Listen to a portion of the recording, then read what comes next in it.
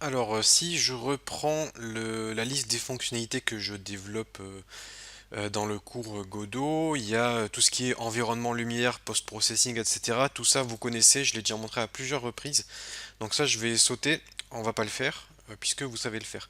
La caméra, ça pourrait être intéressant que je vous montre comment le mettre en place. C'est pas très compliqué, mais je vais le faire un peu plus tard. En revanche, là, il nous faudrait quelque chose, une interface utilisateur ou quelque chose pour que on puisse notamment sélectionner un bâtiment afin de construire le bâtiment sélectionné. Parce que là actuellement, si je reprends notre projet, on peut construire des bâtiments, mais uniquement celui par défaut. Et c'est pas très pratique. Donc ce que vous pouvez faire, c'est créer une interface, GameObject UI, et on va prendre un panel par exemple.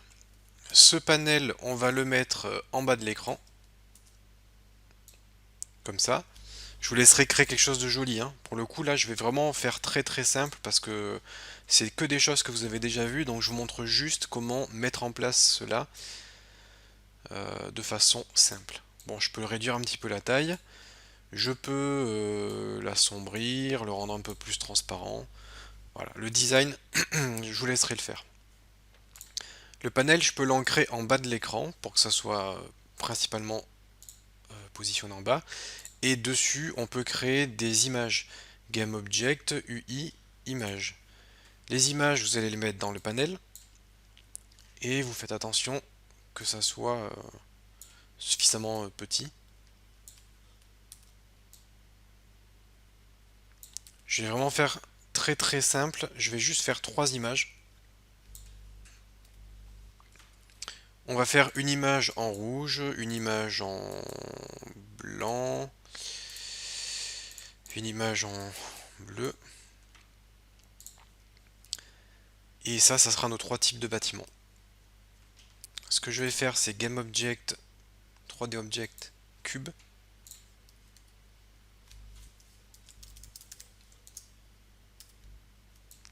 Je vais créer un cube qui sera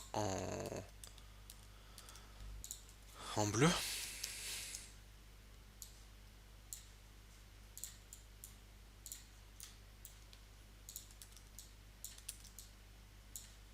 Je vais créer un cube qui sera en blanc. Et le dernier. Hop. Donc le rouge, on a dit qu'il serait rouge. Et le bleu, on a dit qu'il serait bleu. Comme ça. Bon, là, c'est vraiment trois exemples de bâtiments. Vraiment trois exemples de bâtiments basiques. Je renomme ça. On va créer les préfabs. Donc les préfabs, je vais les mettre dans le dossier des ressources. Donc on va créer nos trois bâtiments. Hop. Un, 2 et 3. Et je les supprime d'ici, j'en ai plus besoin. Donc, une fois qu'on a fait ça, ce qu'il faut, c'est que lorsqu'on clique sur un bâtiment ici, enfin lorsqu'on clique sur une image ici de bâtiment, ça remplace le bâtiment du Game Manager. Pour cela, je vais créer un nouveau script que je vais appeler par exemple Select Building. Ce script Select Building, on peut le mettre quelque part, comme par exemple sur le panel, ça sera très bien sur le panel de sélection. Select Building, on sélectionne nos trois images, on ajoute un script button. Ce script button, on ajoute l'événement onClick et on met le panel pour pouvoir accéder à notre fonction que l'on va créer tout de suite. Select Building, donc ça va contenir, disons, une fonction publique void change building. Et ça prendra en paramètre un GameObject new building.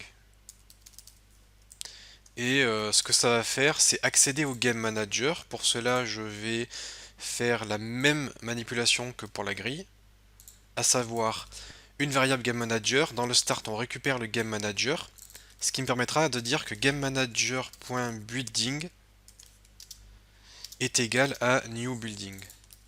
Du coup, ça permettra de remplacer le building sélectionné. Je retourne dans Unity, je clique sur mes trois boutons, je sélectionne la fonction que l'on vient de créer, Select Building et Change Building. Il est où?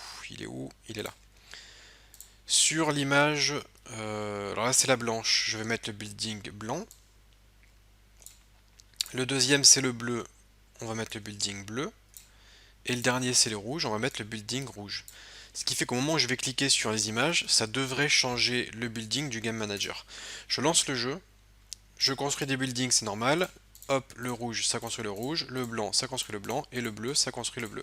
Donc on a réussi à créer un petit script qui permet de sélectionner le building que l'on souhaite construire et de le construire. Alors là, pour le coup, les buildings sont instanciés dans le sol.